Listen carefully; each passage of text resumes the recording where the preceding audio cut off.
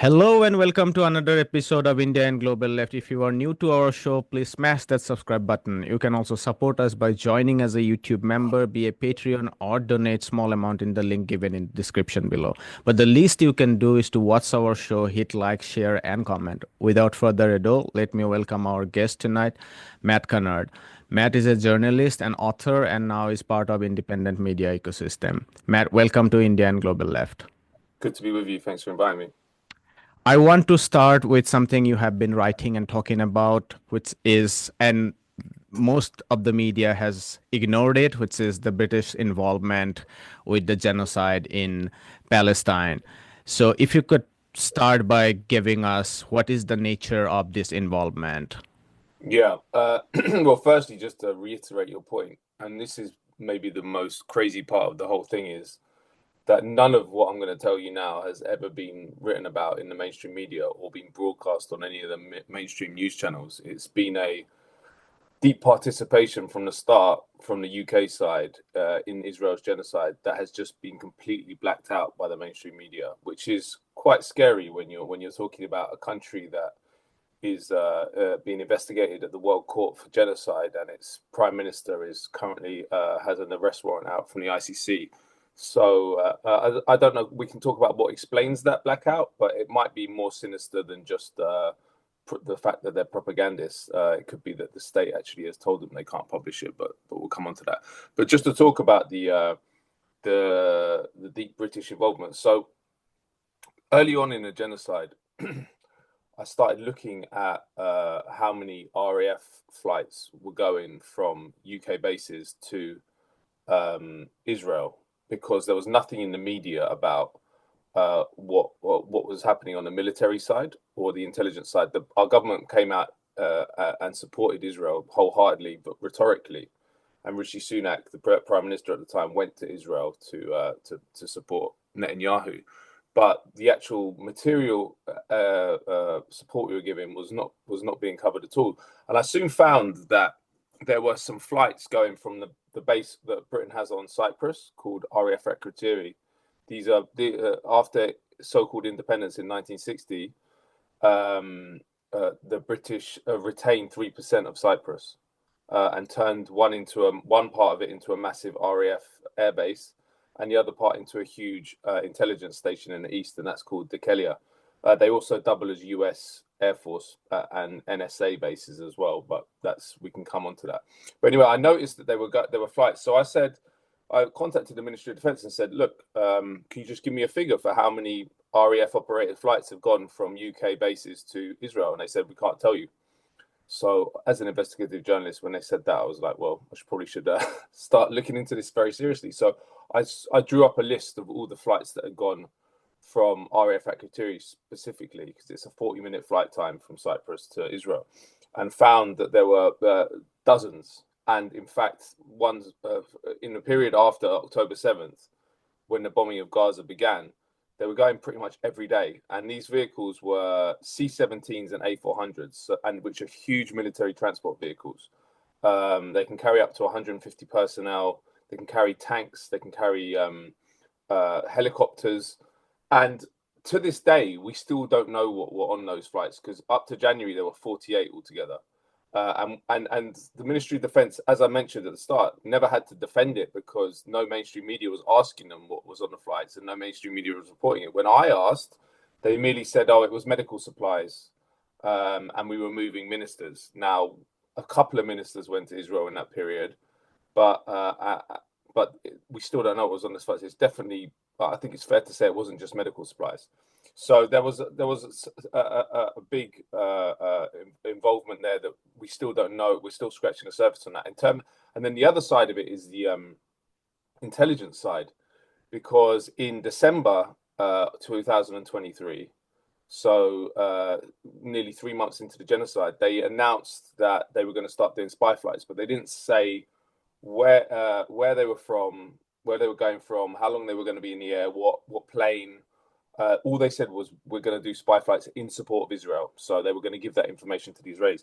I found on these flight tracking websites, which I'd never used before, but obviously I'm an expert at them now because I've used them so much in the last year. But I found that these flights were going daily from RAF Akrotiri on Cyprus, Shadow R1 planes, spy planes, and one of their roles is target acquisition for military strikes.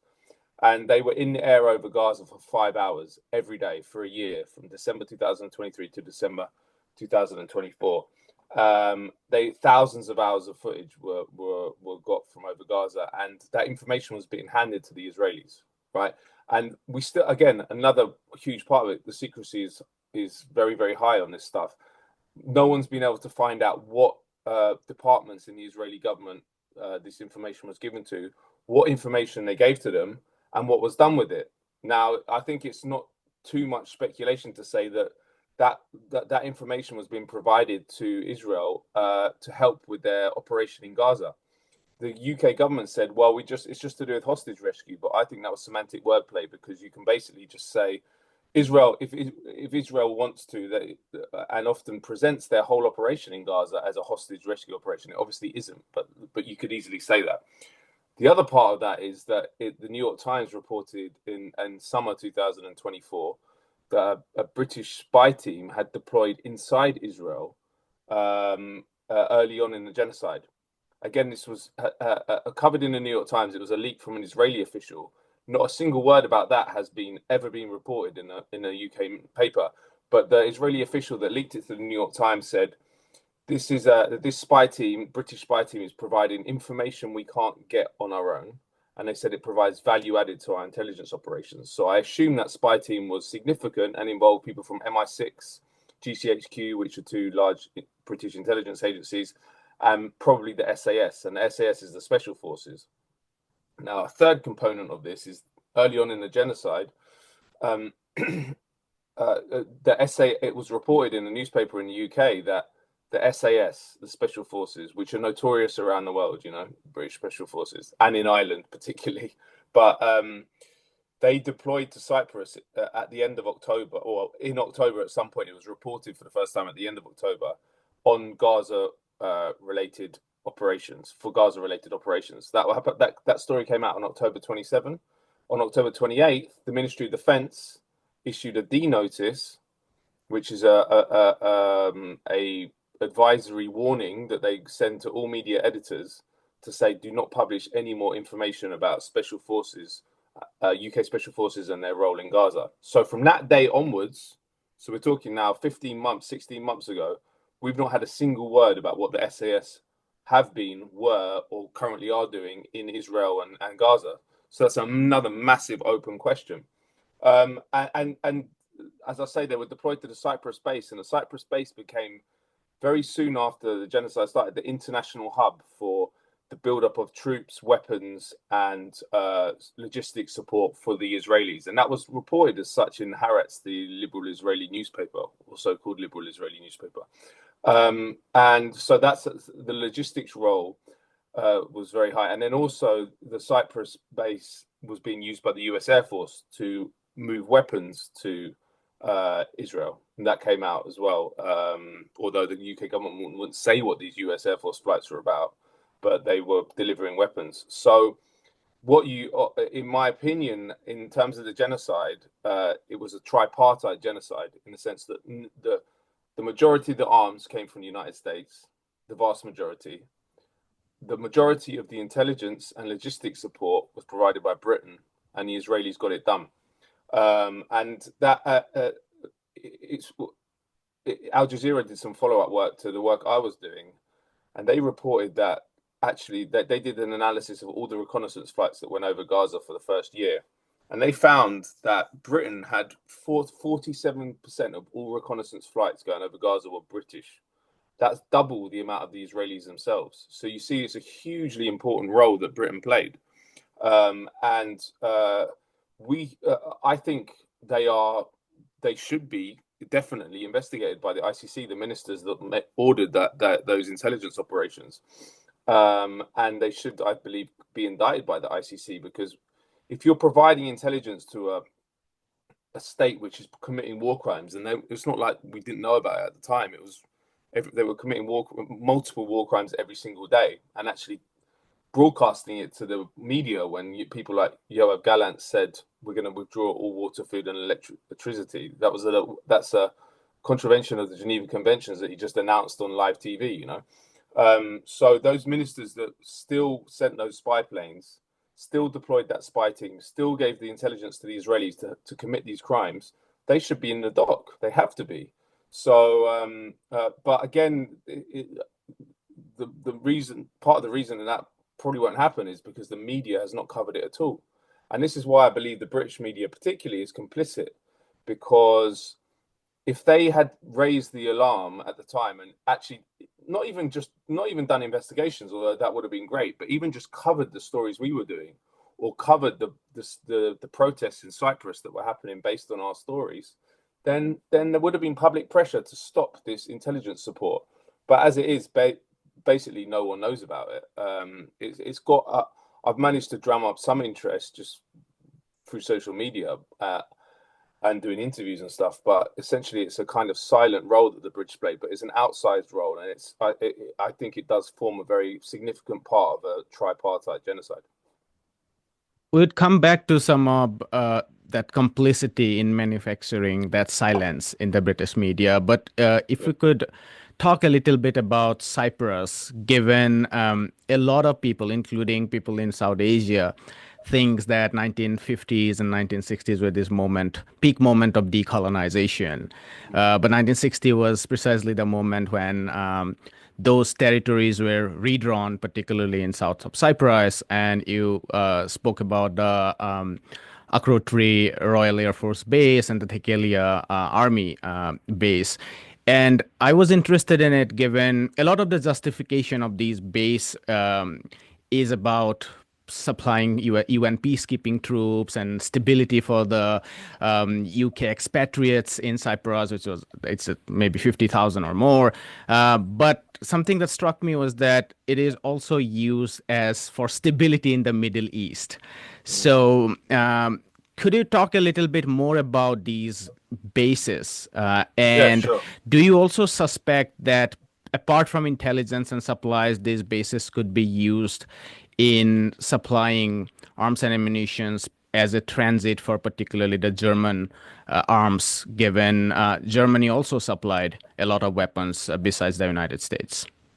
Yeah, I mean it's a very interesting case actually, Cyprus, and I didn't know too much about it.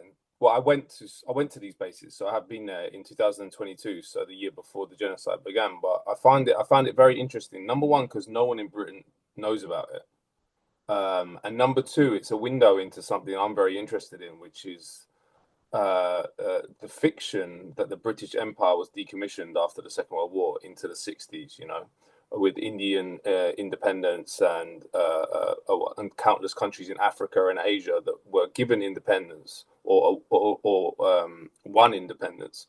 But actually, the infrastructure of empire, it changed. It wasn't formal empire, but it was repackaged, and it was and many of the different instruments that were used to project power by Britain were retained. So, for example, we have 13 British overseas territories now, which are some of them are very important military bases like Cyprus, and others are just tax havens, which are run out of the City of London, which are key to the back office of capitalism and allow corporations around the world to avoid tax. So Britain plays quite a significant imperial role. It's obviously a junior partner to the United States, but it's not like the empire closed down.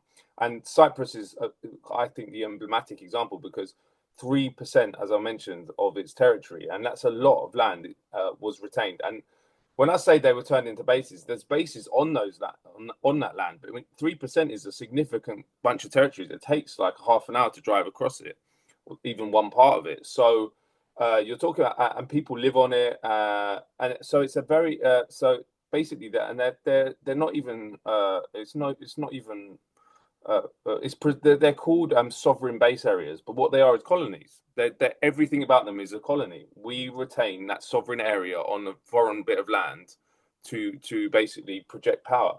So, and they've been used for many decades, basically from the start as a way of projecting power. The US UK empire projecting power during the Cold War and then into the current contemporary period in the Middle East, because Cyprus is extremely well geographically located it's like North Africa's to the south. You got Turkey to the north. You got Lebanon and Syria to the east. It's like a dream for an imperial planner to have bases there, and it's been coveted by imperial powers since time immemorial. You know, the Ottomans were running it up in the 19th century before the Brits took over, but the governance structure of them is unique in British overseas territories, because British overseas territories like Gibraltar, places like that, they actually have legislatures. You know, they have like democratic mechanisms where people vote and they have representatives.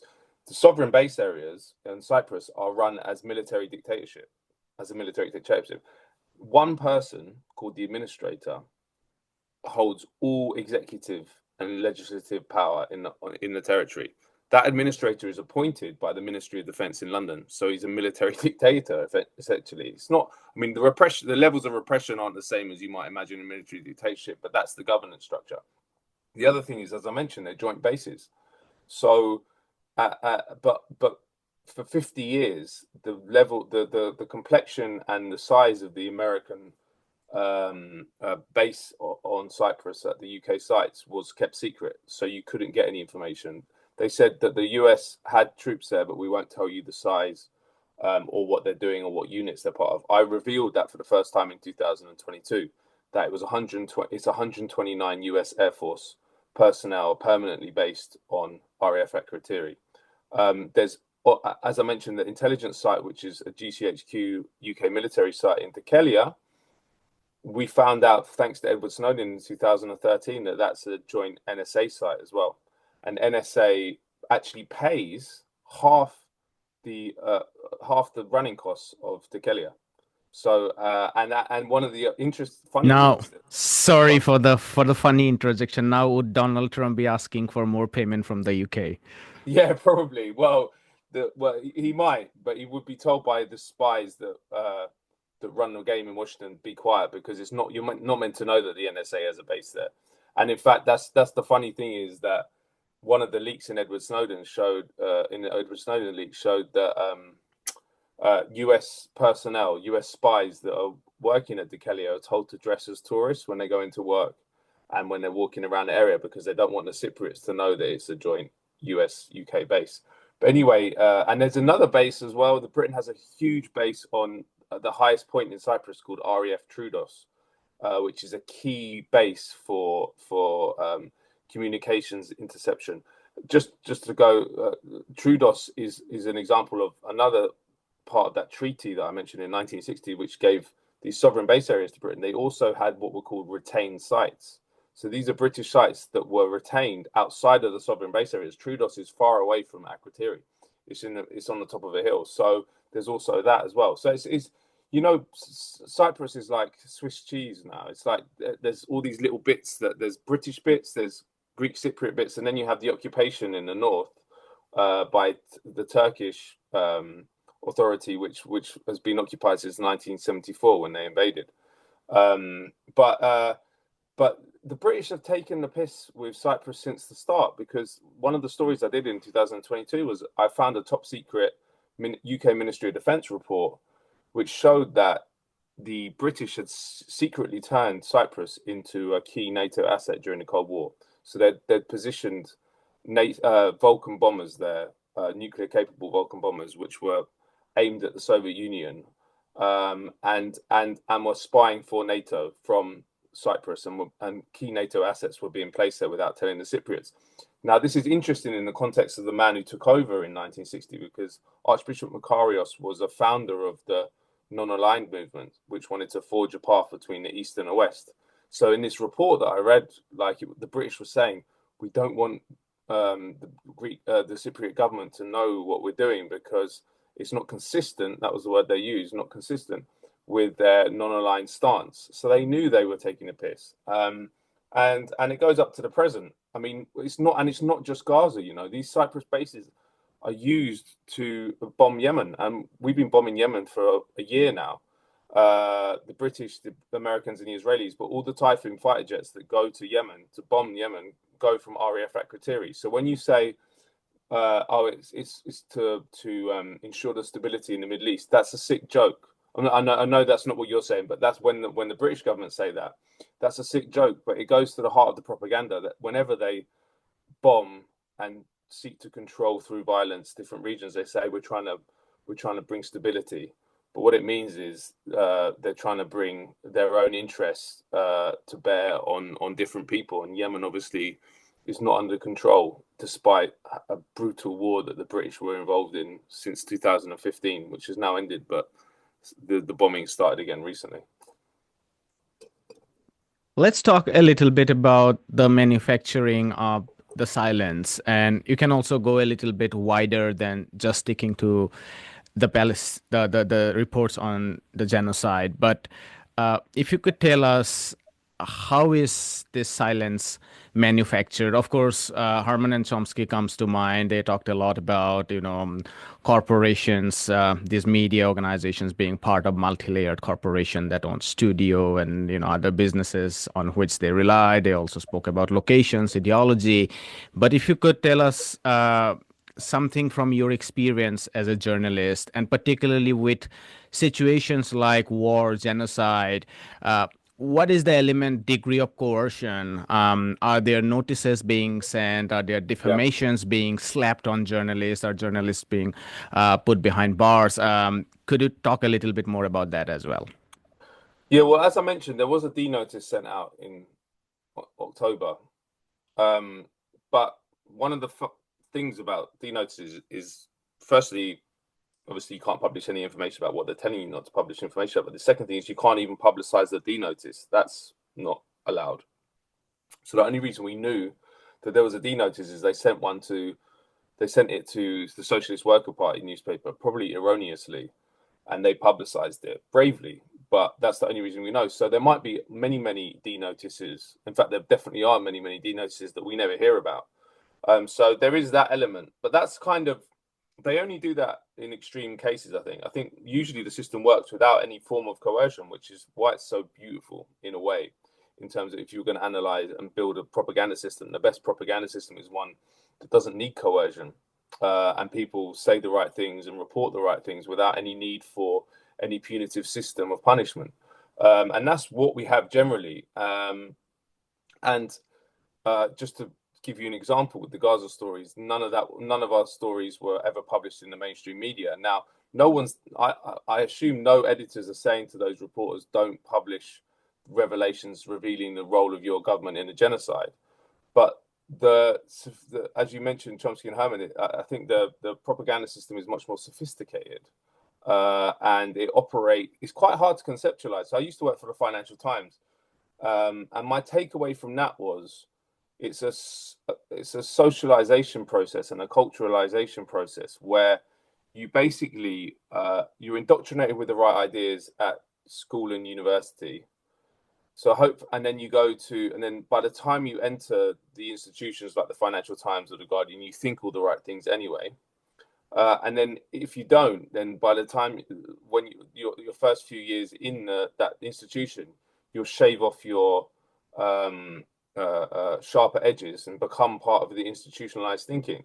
And it works it's extremely powerful, because even when I was at the Financial Times, I had the same kind of political outlook as I have now and understanding of the media and stuff. But the pressure that was brought to bear, not literally, but just in terms of being in an institution where everyone thinks one way. And it's very, very hard to stay. I think basically impossible to stay in an institution like that when you think something completely different. And there's different, you're called a maverick or a weirdo or whatever it is, but you don't, because you're not accepted, and then you're rejected, and there's a filtering process. But the interesting thing about my experience was most people like me don't even get to be in there for a few years. And if they do, then they get ground down. But so I think that the propaganda system is very, very sophisticated and effective because of that. Because if you talk to most corporate journalists, and they'll say, "Well, I can write what I want." And the point is, you can write what you want because they like what you write. And if you started writing something different, which I did, then you'll be out the door. And the other point about it is there's a lot of propaganda that just becomes part of your language, and you do it by rote. You don't even do it thinking. So one example I always use, which was literal at the Financial Times, is if you're talking about Hezbollah, you'll talk about Iranian-backed militant group. But if you're talking about Saudi Arabia, you don't say US-backed Wahhabi dictatorship. Both things are true, but you only put the qualifier in when it's an official enemy. And no one's telling those people to do that. No one's taught them to do it in journalism school. It's just that if you're in an institution where you read that every day, your editor has written it, everyone around you is writing it, you don't think in your head, oh, why can't I do that?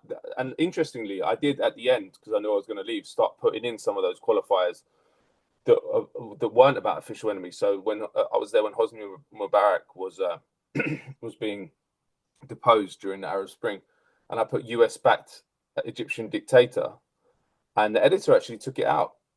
So he'd probably never seen it before, but that's what you realize. The system works in a great way because no one ever pushes the boundaries. But when you push the boundaries, you see that actually there is a censorship system. But that's not the preferred way to do it. And also they don't ever have to do it because no one ever exposes the implicit bias in all their reporting. But in terms of now, I think that, and my experience at Declassified UK, which we founded in 2018, was that the major way that we're propagandized in the West is through propaganda by omission. Like, I read the Financial Times every day. It's a really good paper, and they don't lie to you. Like, the information in it is accurate, but the way that you're brainwashed is that they leave out any information which is not conducive to the state narrative or the corporate narrative. And it's a very, very effective way of doing it because it restricts the imagination of readers, and it also it does it in a way where you don't need to lie to them overtly. It's not like the Pravda in Soviet Union. There's not a party line that is. It's just that you're leaving out information. So what we do, and I kind of understood propaganda by omission as a propaganda technique before we started Declassified, but Declassified was like, that experience just made me think, wow, this is the way they do it. Because we were just, firstly, so many stories we were doing were open source. It was like taking candy from a baby. Like a government report would just sit on the website, and it would have amazing revelations about what bad stuff that the UK government have been doing abroad, and no one would touch it. And no one's telling them not to touch it. It's just that their eyes breeze over the parts that reveal something that's not conducive to the state narrative, because the state narrative is so embedded in their brains that they just retrieve the information that fits into that narrative. And to be honest with you, I think that this is why there's so much hatred for social media now, because the legacy institutions know that the game is up, because there was no way for us, the global population, to circumvent that rotten establishment system for centuries, essentially, since the printing press was owned by businessmen and the elites and the oligarchs. They've had the ability and the means of intellectual production to diffuse information across society. That is now no longer the preserve of the oligarchy. Anyone, like, I send tweets sometimes that reach millions of people, which is more than read the newspaper, broadsheet newspapers. And it's hughtly powerful, which is, I think, why the legacy media hates social media so much, and also why the government is cracking down on censoring dissident information. And number three, and I'll finish with this, which is very interesting, is how because obviously when you get new technology, which democratizes or gives rights to people, the state wants to clamp down on that and restrict the information. Now, the society we have now, the norms do not allow them to overtly censor information habitually. They can do it on certain topics, and there is stuff around Palestine that's censored, but generally there's not. But the way that they've thought that they're going to clamp down on this kind of new freedom for us to get our information out is to try and taint any information which isn't got from legacy media institutions. How do you do that? Start a whole campaign or a whole fake campaign against disinformation and misinformation. So there's huge amounts of new bodies now that have been created in the UK and US. I don't know, maybe elsewhere as well, which are about combating disinformation, like places like the Center for Information Resilience and da da da da da. And if you look at all these groups, somewhere down the line, they're funded by the US and UK government, because what it does is create this idea that the free exchange of information online is just about about fake news and spreading disinformation, and that's trying to taint any information people get from social media. In their heads, it's trying to take them, this probably isn't true. I need to go to the BBC to get the truth. I need to go to the Guardian. I don't think it's working, to be honest, because the avalanche of opinions and information now is just so big, you can't really push back against it in any significant way. And I think that social media has revolutionized everything, and the internet. I mean, like us having a conversation now, declassified starting, everything now that I consume is permitted by new technology. I barely read, apart from the FT, which I read in paper form. I never read the mainstream media online anymore. And I think that's the way that the whole system is going, which is a good thing for humanity. I want to ask you a little bit about the future of independent media, given there is with all what you said, all that granted, that there is an enormous expansion of independent media space through new technology, through social media, and so on and so forth. And we might also discuss a little bit that even that space doesn't always mean that it's progressive, but nevertheless it's independent from corporate. It's a gray space, but it's nevertheless it's independent. Uh, but that said, I sometimes still wonder that how much of that space has the capacity to influence primary news collection or data collection. Because I mean, someone recently said that she canceled her New York Times subscription to take our subscription. I mean, it was quite a mixed feeling for us, given on one hand it's a moment of joy, but we also felt like it's not fair because we don't do primary source data gathering. We don't have that resource. What we do is we do analysis. Sometimes we are fortunate to bring journalists who have covered a few stories, and they are okay. They are kind of primary, but more or less we are stuck to analysis because our resources are not enough. So I still, if I had to read on the economy of China. This also by the way reminds me of how the Financial Times would talk about cheap labor in China without telling you that real wages in China have risen tremendously. It's true that real wage, even taking into account the purchasing power parity in China, would be less than those in the West, but these are very at different levels of development. But if you compare China with other parts of the global South, their real wage is far, far higher, but they would go on and talk about cheap labor, or even about the financial markets, that asset prices are artificial because the state still keeps intervening by purchasing a lot of shares, without talking about the trade-offs of those interventions. But to come back to my point, I still have to rely on the Financial Times to get my news about the Chinese economy. In fact, I read Chinese as well, so I have some other sources. But if you are non-reader of Chinese, you have to rely on the Financial Times or the Bloombergs to actually understand China. And then you can combine it with what the other independent media platforms are doing. So there is a severe resource constraint on us, given you are more hopeful about independent media, and given you have tried to expand your own ability to collect, gather, and disseminate news. What's your thought on what I just said? Yeah, it's an interesting point and an important point. I mean, you can do it because at Declassified, we didn't have a big budget.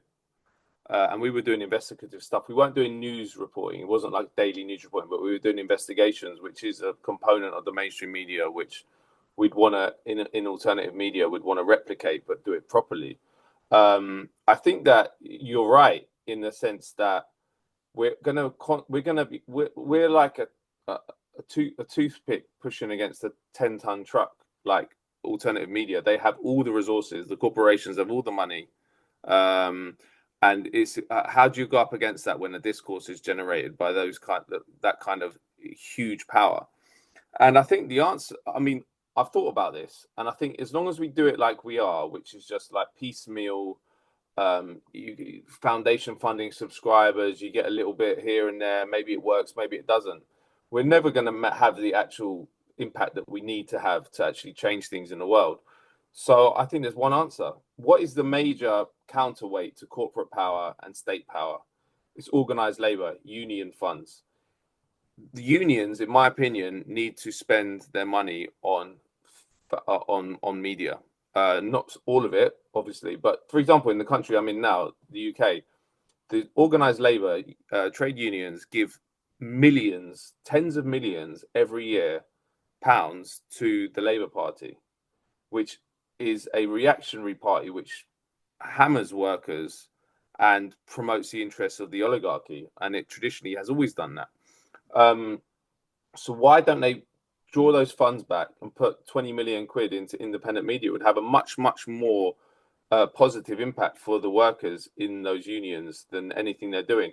So, and I think that we need to have a funding model based on that. We can't rely on. There are there are rich oligarchs that are good people that do fund independent media, but we can't rely on. We're never going to create an infrastructure that's powerful enough to fight back unless organized labor starts funding independent media. So there's that. I also feel like it's important to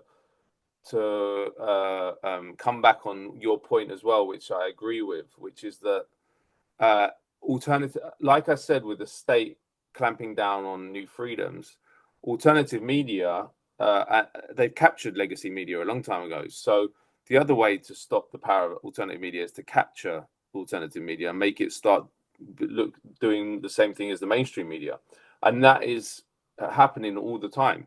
And in fact, again, it was a very salutary experience at Declassified, because I saw early on every incentive when you start an alternative media institution is to become effectively like the New York Times or the Guardian. So you focus, all the funding is either wants you to focus on identity politics, so like LGBT rights in South Sudan or something like that. Not to poo-poo identity politics, but that's what the corporate liberal foundation industry like that, and focus on official enemies. So investigate Russian war crimes in Syria, which are real, but if you look at how much, and there's a very clear example that someone like Bellingcat, the investigative website, which and not just them, actually, many of these places that have made their name investigating Russian secret service activity or war crimes in Syria, silent on Gaza, or basically silent on Gaza. It's very, very telling. And it goes like I was saying with the propaganda system. When you're in the mainstream media, there's no one telling them to do that. I don't think they're signing contracts with the National Endowment for Democracy, and the National Endowment for Democracy are saying you have to cover Russia and not the US.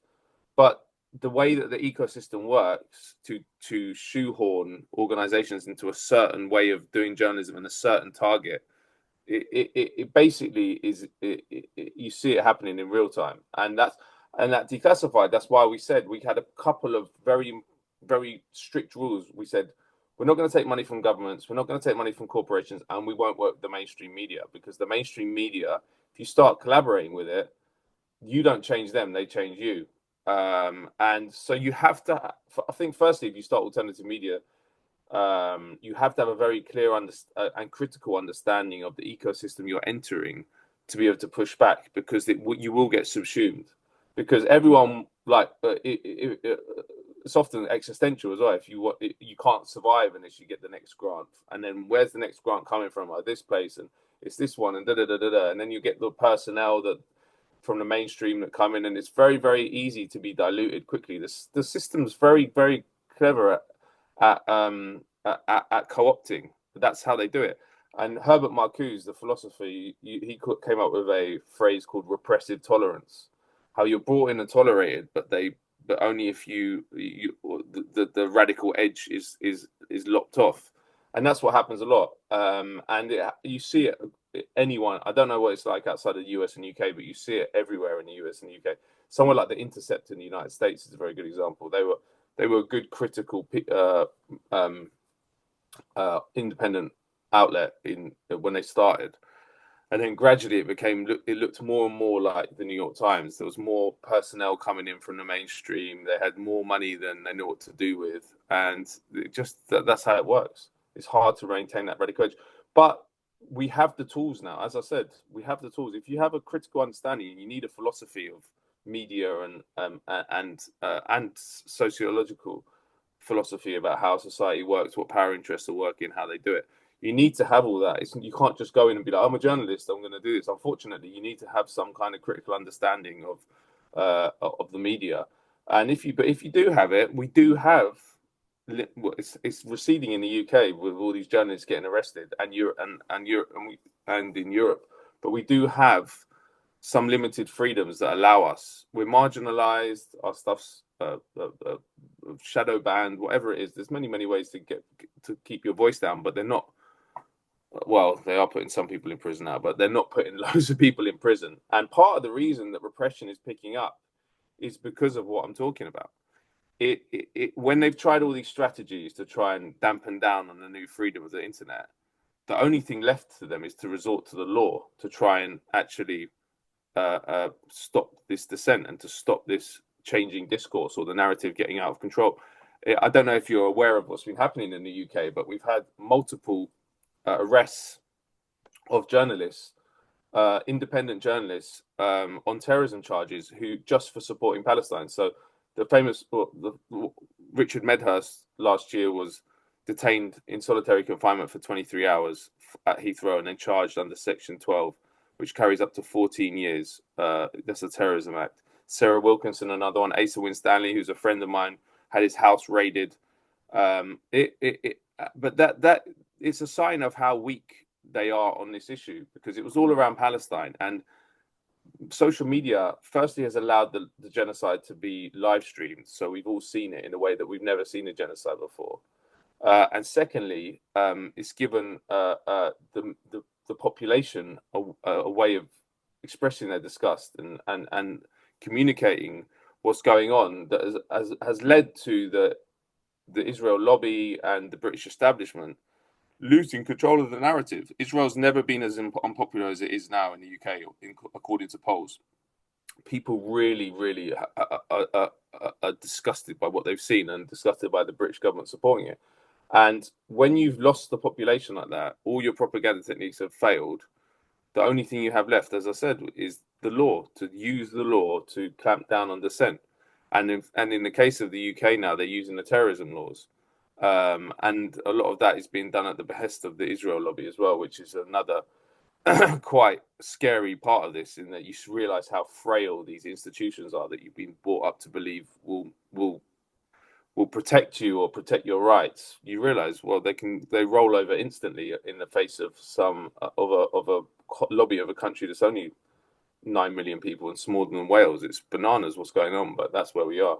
But I mean, I have to say on the independent media future of, I think if we theorize strategically, and I think the key is the organized labor, but I think these freedoms are revolutionary that the internet has given us, and social media, they are massive, revolutionary. And of course, and everyone ever says, well, it's all under the control of the Silicon Valley oligarchs. Yes, it is, but at the moment, it's like I still have a Twitter account. I'm not ever censored on Twitter. Like, so as we exist now, it's revolutionary. Like, it might cut if I was planning it out, yes, I wouldn't want Elon Musk to be running Twitter or Mark Zuckerberg to be running Instagram. But that's where we are. So we have to work with what we have, and it's much more and much better than what we were working with 25 years ago. Also, particularly, I think with things like whistleblowing, investigative journalism, I think the space is opened up much more. Because those cover stories can be done by a small group of people or individuals, and quite often than not, as we know, they don't need a lot of resources all the time. So there is a lot of deepening, and also there is a lot of people now. reading and watching alternative media for their consumption of news. I think where I worry more is when it comes to everyday collection of data, writing about things like economy. I mean, it's one thing to Yeah. expose corporate frauds. It's another thing to tell you daily about what's going up with the markets, what's happening, where did the derivatives closed, where, how is the stock market doing, what's the interest rates, what are the Yeah. discussions. So that's where I think I feel much more suffocated. And the last But thing, really, the Financial Times is the only one. You're talking about the Financial or Times there, and Bloomberg, yeah, or Bloomberg, yeah. But the rest of the media, you're not even really getting the nuts and bolts stuff that you want. But I agree right. with the FT. But then again, the same pressures are being are falling on the FTs, and this is something that's more recent. So after I left, but if you look at their their partner page, who they partner with oil companies to produce content with them. They partner with the Saudi five different a couple of years ago, I did some research on it. Five different branches of the Saudi dictatorship are paying the FT to produce content for them. You can find it online. So stuff and that's because they're having financial difficulties. So they are and that will have an impact going forward. I think the FT is definitely the best of the bunch. But if you start once that corporate money starts coming in and affecting editorial content, or you're making editorial content for them and the Saudi dictatorship, then it's a slippery slope. And I hope that it doesn't go that way, but I think it probably will. Also, their subscription fees, like particularly with the FT, is unreasonably high. I think it's somewhere about $50, and when you are from the global south, it's I might be wrong with the 50, but it's insanely high. Um, Interestingly, I just got a subscription the other day. I haven't had one before, but for the print copy, mhm. and it was incredibly cheap. It was £200 for a year. So There are that's some like, discounts. I think there are some discounts yeah, about there was annual like half subscriptions. price. Yeah, yeah. Yeah, Even I did that, but a lot of my friends, made this point because a lot of my friend from India, they are just unable to even pay that, and they yeah, have to yeah, do yeah. it monthly. They can't buy the annual subscription You because that's a can lot get of, around it, you know. There is a yeah. way you can get around it. There's a website called archive.ph. I don't know if it still works, but you used to Hmm. be able to just put the article in there online and then it would come Yeah, up yeah, with. those things are there. Yes, that's right. Yeah, I wanted to pick up on one more point and then discuss a little bit about British politics and finally close with the U.S. empire. Something that you said is also worth just reiterating that there is the whole understanding and philosophy of journalism and media has to be also quite openly discussed. And this is something I feel that there is I'm hesitant to say as student of history about a decline because I don't know how good it was in the past, but there is a very substandard level of within journalists and within editorials about the understanding of their sources. I mean, something you would feel when you read, let's say, Patrick Coburn. How often is he thinking about critically about sources? Where is it coming from? He would say that, oh, during the Libya overthrow of Gaddafi, journalists that went to Benghazi in the east were uncritically reporting what the rebels were saying. But those who went in the west and the information that was coming out from the government were very critically taken. So there was it's not that one side was almost entirely telling you the truth. But what the journalists missed out on is that they were extremely uncritical about the side that they were aligning Yeah, themselves to it. And I yeah. don't see that when I read mainstream corporate media. Journalists who are otherwise extremely courageous often work with very limited resources. Their salaries and all are not necessarily high. But that kind of training, I think, is also lacking, something that we need to revive and talk more about, at least in the independent media, which is what I feel. Yeah, no, it's true. I think that the other interesting thing about the mainstream media, like you're talking about the quality of it, like it has got much worse in recent history. Like just a few examples, which you probably know, you like John Pilger, Seymour Hersh. Um, there's legends of investigative journalism. I'm talking about the Western context that would not be able to get a job now if they were starting out as young Mm. men. And John Pilger said this before he died. Like if I was coming into the mainstream media now, I'd never have been able to do what I did, which was like he wrote for the Daily Mirror, which at the time was the best-selling newspaper in the UK, and he made documentaries that were shown on primetime British TV. And I actually, when I've thought about it, I actually think that the change happened in 2003, like when the war in Iraq happened, and it was becoming difficult for the British government, particularly, to go to war because of the mainstream media opposition. And this was mainly the Daily Mirror, the Guardian, kind of, and then the BBC were publishing some stories, which became a big scandal in the end. David Kelly died, but when he was a source for a BBC story.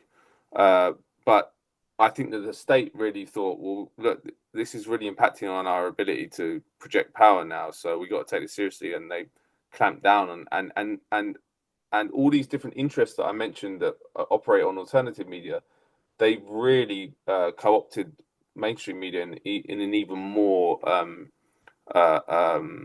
extreme way. I mean, I think so. I always can't really understand that contradiction of how the alternative media is outflanking the mainstream media. So you would think the mainstream media had to open up in reaction to stop itself becoming irrelevant.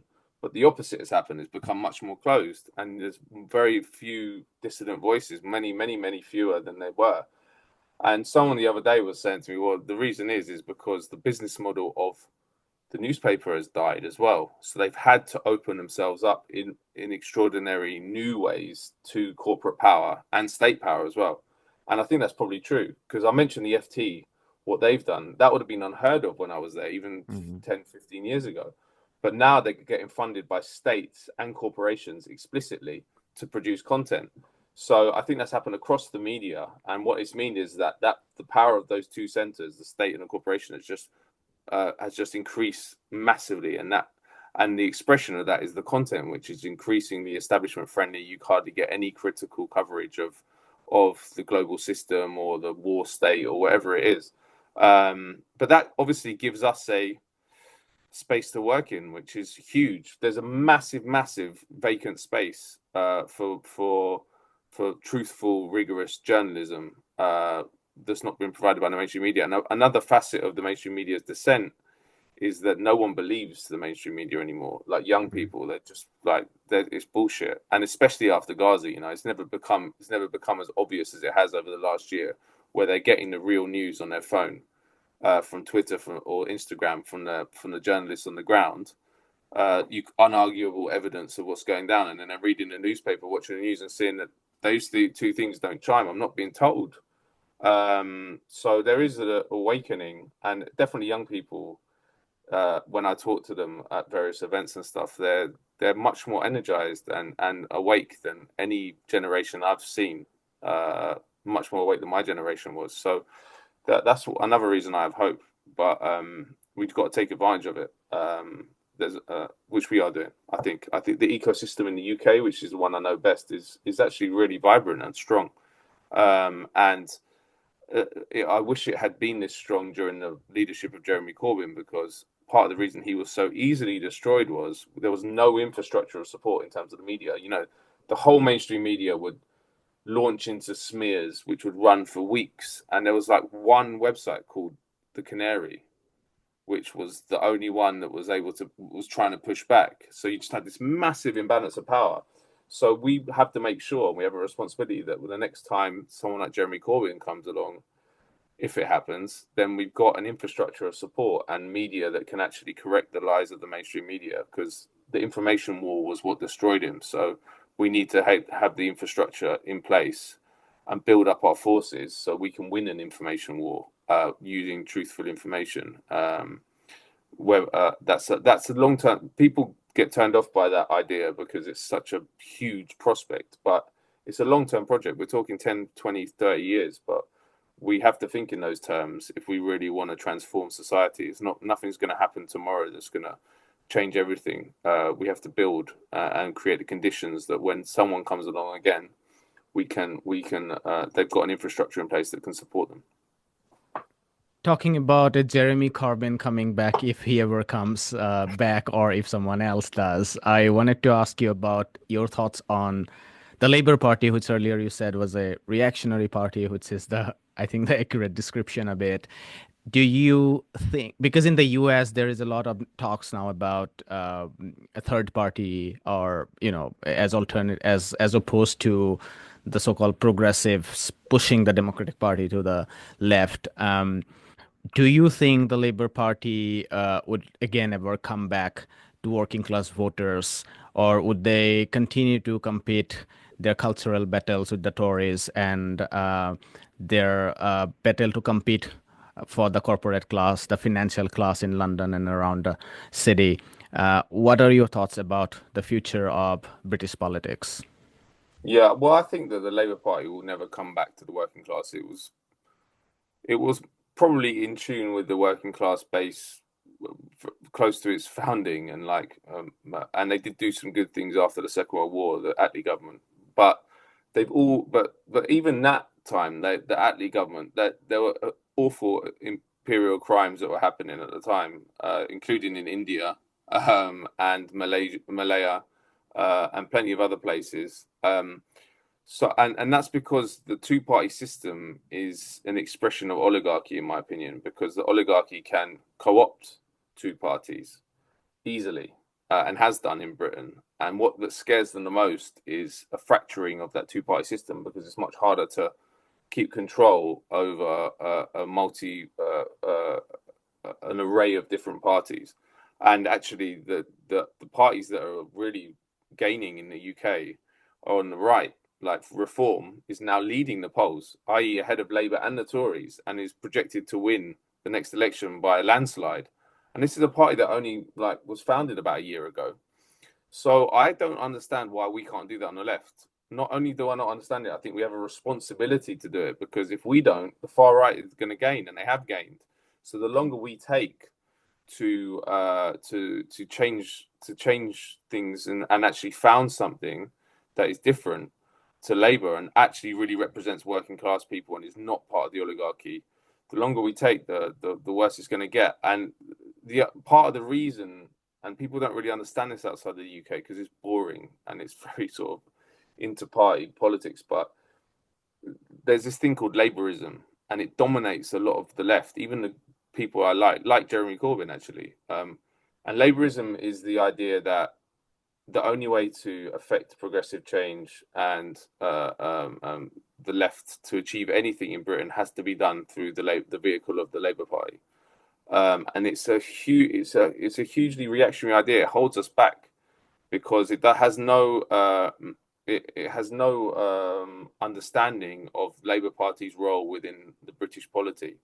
And I thought all this stuff before Jeremy Corbyn was elected in 2015. And when he was elected, I thought, okay, well, maybe I was wrong about that. Someone like him, and he's a genuine anti-imperialist. He's a very good man, and he has good politics. And he made a strong, unexpected comeback for a moment. He won a lot. Was it Oh, you mean in the 2016? recent election? No. Yeah, no. Oh, yeah, back, yeah. I'm coming on to this. 60, So yeah. the interesting thing is that I think, having seen what the Labour Party did to him from 2015 on, actually proved my original point right, because his biggest opposition, aside from the Israel lobby, the arms companies, the other elements of the British establishment, was the Labour Party itself. They went to war with him and tried to destroy him, and effectively did destroy him. And you mentioned, within a year, there was what was called the chicken coup in 2016, when there was a load of resignations. They had to do another leadership election, which he then won. But it didn't end there. The subversion, the coup attempt continued right up to the end, basically. The only time it stopped was for about 6 months after the 2017 election, because they were basically at war with him. And he would have won that 2017 election if the Labour Party hadn't been at war with him. But he won. He didn't win it, but he got the biggest move vote in terms of votes to Labour since 1945. And then I remember and no one thought that was going to happen. It was a complete shock. I remember reading his manifesto that was quite progressive by British politics standard. Yeah. Yeah. Well, it called for stopping all arms to Israel that were used for human rights, for for human rights violations against Palestinians. It called for closing down tax haven loopholes. It wasn't even that radical. Like if you read it, it was a good manifesto, but it was milk toast. It was not. It was Yeah, not it was like like the Sanders movement. Of course, although it came at that moment, yeah, it but was maybe a bit better almost than Sanders. yeah, Yeah, bit better. maybe a Yeah. bit better than Sanders. But yeah, what I'm saying is like the way it was presented by the British establishment was that this is this crazy lunatic, and it wasn't. But after that election, and that manifesto did very very well, for about 6 months he was untouchable. The Labour Party, even the people that hated him, just disappeared for a while. My perception is at that point he should have just got strong. You know, had a little bit of a field day with like sacking people that were disloyal and stuff like that. But he didn't do that because that's not his temperament. He kind of brought everyone back in who had tried to destroy him. And then in 2019, it was a Brexit election. But I mean, my perception now of British politics is that the left is nowhere, but and the right is gaining. But I do feel like something's going to happen soon. I think, firstly, that the bottom's going to fall out of the political class because the population at large is shocked by what Keir Starmer's been. He's been basically the Tories continuity Tory regime, but actually on some things even worse. You know, he got rid of tax pension credits for winter fuel allowance for pensioners. He refused to get rid of the two-child benefit cap. Like really, things that wouldn't cost a lot, but would bring people out of poverty, especially the two-child benefit cap. It's horrendous policy. He hasn't changed any of that. Plus, he's continued the British participation in the genocide in Gaza. He's promised billions to Ukraine every year while he hammers the poor at home.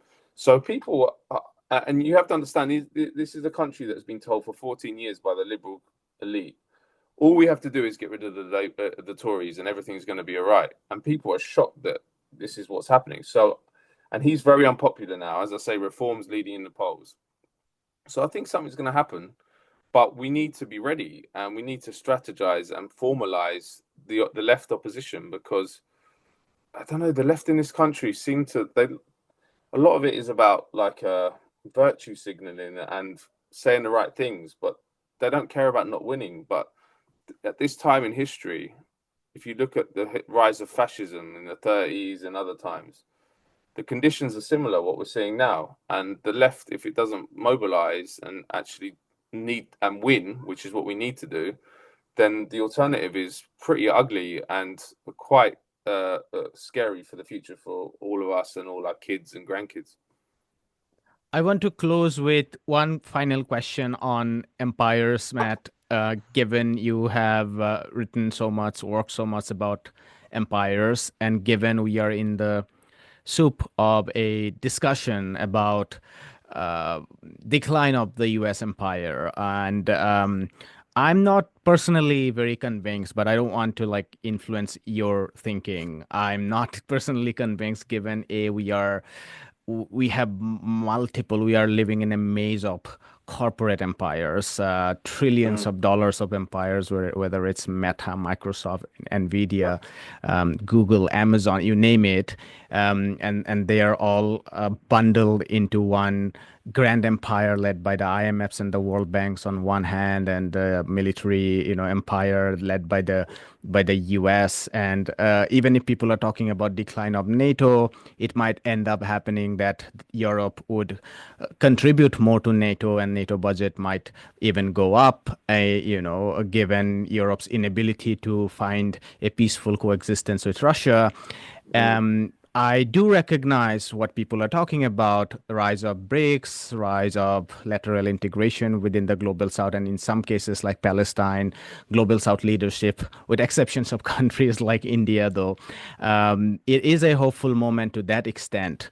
But how fair is it to even talk about the idea that Western American empires are collapsing? Well, I think you have to separate them out because economically, yes, it's true that the economy, the American empire is collapsing mostly because of the rise of China. and overstretch. They've spent 3 trillion on the war in Iraq. They spend $1 trillion on the Pentagon every year. There's a huge. It's called a stratocracy, which is ruled by the military. But that's basically what America's become. It's a permanent war economy, and it's overstretching the state. And then obviously in the context of that, you have China, which is rising in 20 years, is going to be the world's largest economy, maybe before, and it's got a much more stable system because it's a mixed. It's not just wild capitalism. It's actually got a strong state that holds it in check. And the Americans know this, but the other element of it, where it's not collapsing and where it is the military, which is getting all this money, because the Pentagon budget, which I described as is the same as the next 10 countries combined, and there's a whole black budget which we don't know about, which is for covert forces and stuff, so it's much higher. And then you have the 800 bases around the world, carrier battle groups. So no one can touch America in terms of its military prowess, and it's actually comparative to even previous empires. Nothing historically has ever approached it. So, in the context of when you're losing economic dominance to another power, but you have this huge advantage, isn't the psychology then is, well, we should need to use our advantage. We need to use this massive military. And in fact, there was a famous Colin Powell quote, or someone was talking to Colin Powell and said, "What's the point of this massive military if we don't use it?" And I think that's like, if you have that kind of hammer, everything looks like a nail. So I think that it's quite scary for the world in terms of the future, because I believe that the US will use their military a lot more to mess with China, but also just to enforce resource control around the world. And it's become clear under Trump. Look, whatever you say about previous Democrat and Republican presidents, and they've done awful crimes, like they haven't openly called for annexing new territory. They haven't acquired new territory for a long time. Where he's saying he's going to annex Greenland unless the Danish do what he want, and that's just a resource thing, because they've got loads of minerals that can be extracted. And then he's saying he's going to invade and maybe annex the Panama Canal, which there was a lease that was up in 1999. So, and then I don't know. I just feel like Trump is that, and the other thing is that they're doing away with all the liberal niceties. That's what I see the Trump administration. That's kind of my analysis of it so far. Is that it's not that he's not an imperialist. He wants the empire, and he wants to go harder, and he wants to use this massive military machine. But he's like, I don't want to have to pay for all the rubbish that propagandizes the public around the world that we do good things. He's like, let's just be honest about it. So US aid is a very good example. Why he's just defunded US aid. And there was a funny article in Reporters Without Borders that said journalism in turmoil around the world because of US aid. And a lot of people reading it are like, what? Why is journalism in turmoil because of US aid? And then you're like, oh, did you not know that like thousands of media outlets are funded by the US government through the US aid and ED? So and all that is about creating a discourse where American power is benign, benevolent, and it gives it's a powerful ideology that is pervasive because there's so much resources put into it. But he's like, we don't need to do all that. Let's just get rid of like telling everyone that we're doing good things and just act honestly and be brutal imperialists. So I think he's going to do that. And I think he's going to use the militaries. I think that it's it's unstoppable, the decline of the United States empire, for sure. And also, I think it's a great thing for the global South because they have much more space to move in now. Like, if you look at what's happened in Latin America since 1998, when Chavez was elected, that was firstly during the Cold War, the United States smashed with the CIA and the US military smashed liberation movements. In the 90s, it was very, very difficult because there was no China, or there was no other pole to organize around.